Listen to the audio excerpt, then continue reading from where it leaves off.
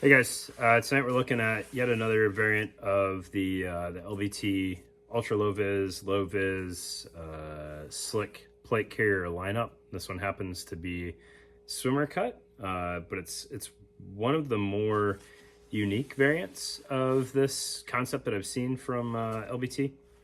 It was sent to me from Black Hills Design. He picked it up on eBay and thought that I would enjoy taking a look at this variant, and he is correct. So let's get on the table and kind of see what's different, because it seems like every time LBT pushes one of these out, they tweak something. So even like the same design, same name, something changes, whether it's number of molly columns or how the cummerbund interfaces or how the shoulder straps are arranged. I don't know why, but they're not happy yet. And they keep changing things. So this is a little bit older, but it'll kind of play into how they have tweaked their design over time. So let's get it on the table. All right, hey guys. So as we look at this one, I want to get the name correct before we even get started. So this is LBT 6094 VL Gen 2, which is a large, low vision plate carrier. Made to fit size large swimmer cut plates only. And I don't see, DOM is January 2011. So this is 12 years old, 12 plus years old now. So an older version. Large swimmer cut plates. It fits large Hesco M210s very nicely. Without a backer. I don't know that there are many swimmer cut plates that require backers, but if you have some that do, keep that in mind. So this low-vis plate carrier here has a slightly different configuration than a lot of their other offerings over time have, and I'll try to keep this in frame as best I can. These side plates are kind of doing whatever they want right now. So looking at the front of the plate bag here, very simple design. I believe this is 500 denier Cordura. It is a Cordura type material, and it doesn't feel like it has the structure of 1000 denier. All right, so you've got two push-to-talk tabs kind of at the shoulder of the plates there, and then a 3x3 Velcro square here. And a 3-inch cummerbund interface. Right, so that's really it for the front of the plate carrier. There's no kangaroo pocket hidden on here, or a flap for GRG, which even the current run of slick or ultra low vis plate carriers from LBT tend to have those features. So this one does not. We'll talk about the shoulder straps while we're up here. These are very unique. From what I'm used to with respect to LBT, and they do they require a little bit more input from the user than a lot of what you see out of LBT these days. So it is a simple two-piece design. So you've got a strap coming off the rear plate bag and a strap coming off the front plate bag, but what you'll notice is it has stitch lines every couple inches there, not necessarily evenly spaced. Just quickly run through with a sewing machine, and what that allows you to do is to cut these off wherever you might want to, so that you don't have any excess strap, which on this particular one I'm a fan of that, because as I threw this thing on, obviously this one's not mine, as I said in the intro, so I can't size it. I had leftover flap in the back and a little bit of leftover flap in the front. Front doesn't matter so much, but the back has exposed hook, and as I threw this on, that hook kind of flipped up and was rubbing right on my neck and my shoulder. So I appreciate that you can cut either side shorter as needed. So if you wanted to kind of ensure, let me think this through here. If you wanted to kind of make sure you have as much strap left as possible, should you get bigger or you have to give this to somebody else or something like that, if it's kind of a communal piece of kit, you can cut off a little bit from each end, and that'll give you more leftover play. There is full interface on both ends, so you can see the hook runs, or the loop runs all the way back to the rear plate bag, and the hook runs all the way up to the front plate bag there. So plenty of adjustability in there, and I like the way they did that. And then they box stitched it into the front plate bag and into the rear plate bag, so you know that those straps are not going to go anywhere. These are traditional webbing straps. No crazy high-tech material there. So the shoulder straps, I have total confidence in those lasting.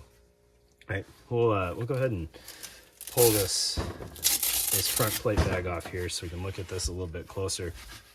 Like I said, we already talked about the features on the front. On the interface, you have some spacer mesh without any kind of organic padding there.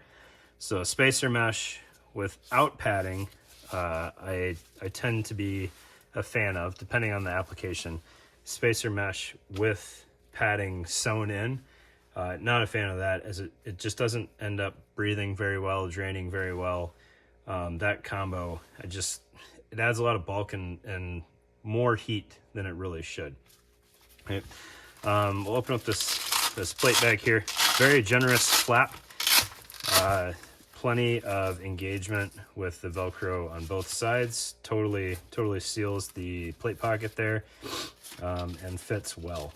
All right, we'll get the plate out of the way here, and you can see there's a, I don't know, what is that, 1/8 inch of foam included. It's just a sheet of foam, almost like a foam plate backer. So if you don't want that in there, you can toss it. If you've got kind of some harsher plates and want just that little bit of padding there to knock the edge off, that works out well too.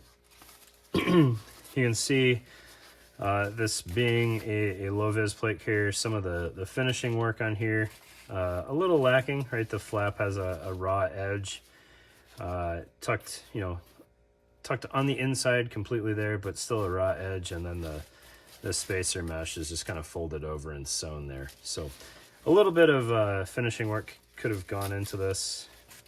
I know I've harped on other people about that before, so can't really give LBT a pass on that. All right, we'll get that front plate bag out of the way. Looking at the face of the rear plate bag, what's interesting on this one, and I haven't seen this done by LBT before to my knowledge, is a one-piece cummerbund. So there's no overlap there. That is just one continuous length of webbing and rear attachment and elastic there, which, assuming the sizing works out for you, I think is kind of a win. Cuts down on a couple layers of bulk there, keeps everything locked in a little bit better. And for sizing, you just kind of center that on the rear flap, and then everything's done up front. Fairly drama-free, which I can appreciate on a low-vis plate carrier. All right, the rear plate bag, nothing at all to write home about. Essentially identical to the front plate bag, without the Velcro square or push to talk there. I think what would have been neat is if LBT had just kind of mirrored the plate bags. Wouldn't necessarily save them any time or effort or anything, especially with the shoulder straps not being mirrored. But having those little push to talk tabs on the rear plate bag would have given you somewhere to run an antenna or something coming over from the front plate bag, or coming over from the rear plate bag, like we'll talk about with this radio pouch here. So just having a place to tie something off would have been neat. All right. Looking at the cummerbund, I've always kind of been fascinated by these LBT side plate pockets. I don't necessarily think that they're like the way to go or anything, but they are interesting to me, and they always seem to have more going on than they really need to. So I've got these installed in here two separate ways. So I think this is the more ideal way here, where the cummerbund passes through this external sleeve. So the plate is internal of everything else, and then it marries into the tab coming off the front plate bag. So this is cummerbund, this is this is plate pocket.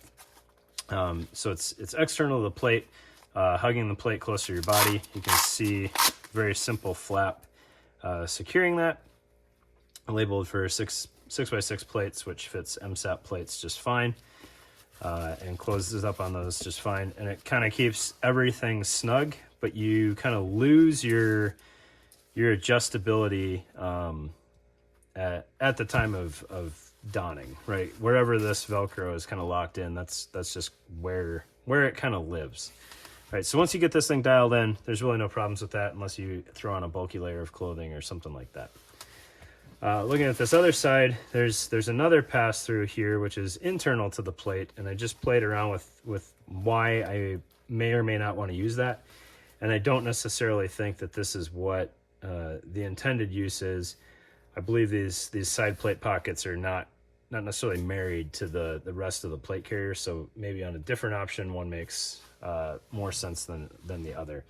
But what I did notice with using this internal pocket is it's not as securely married to this front Velcro here, so you have kind of that internal cummerbund type option here with the regular elastic piece, and then you just kind of lock this the plate pocket onto the front bag after that. Now, if you had to take up a bunch of slack on your elastic to get everything secure, you don't have as much Velcro continuity there, and that's not ideal, especially the way that these are built. But it will keep your plate from sliding laterally on you, which may be all that you need. I suspect that you're not going to be a huge fan of that, just because the plate is now external to the elastic, which is less than ideal. Right? What would have been really neat, and I don't know that this exists on any of their plate pockets, but a pass-through external of everything, so that you can take your side plate and permanently marry it to the front plate bag. Yes, I know this isn't the front plate bag. Permanently marry it there, so you have as close of contact as possible, and then run your cummerbund through here and secure on top of this. That would have been a pretty cool setup, in my opinion, and maybe that's happened. I cannot keep track of the different variations of this general design to save my life. Right, but that pass through, I think, would have been kind of the ideal setup for this configuration, because then you have really good continuity with the side plate, which is arguably one of the heavier pieces of this whole setup. So that's not going to leave your plate bag. And then you could have your cummerbund running through there and just kind of like loosely locked in place, so that you can throw this thing on, and you'll have a little bit of stretch to get it over your head, and then you just finish securing that to there. Obviously, that would take some tweaks, right? And then kind of the last piece to talk about, because these have changed over the years too. There's a radio pocket, which just has a cummerbund pass through here, and there's no Velcro on either side of that to really lock that in one way or the other, and a simple Velcro tab there to secure that radio. I don't think that is the ideal radio setup by any stretch, but low-vis plate carrier, it's there, and it does give you the freedom and kind of flexibility to, once this thing is on, kind of move your radio to wherever it's going to tuck nicely up against your body, whether that be all the way up against the front plate, or the side plate, I'm sorry, or kind of closer to the back, married to the rear plate bag.